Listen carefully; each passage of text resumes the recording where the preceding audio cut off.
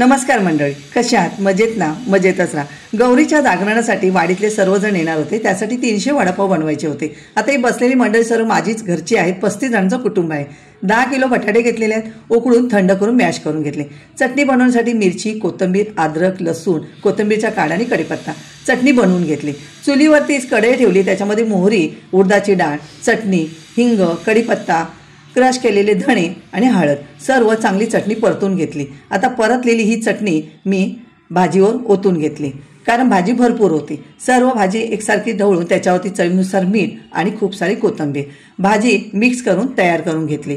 तयार झालेली भाजी आता माझ्या सुना इथे दोघी जणी बसल्याच होत्या, वडे छान थापून दिले पटापट, आणि दुसऱ्या सुना बाहेर काम करत होत्या। बाहेर परसामध्ये कढईमध्ये तेल टाकलं आणि गरम करायला ठेवलं। पीठ भिजवण्यासाठी 1 पातेलं पीठ आणि अर्ध पातेलं पाणी, चवीनुसार मीठ आणि किंचितसा सोडा, सर्व बॅटर तयार करून घेतलं। आता इथे मी पटापट असे वडे तयार करून घेतले, झटपट झाले पटापट।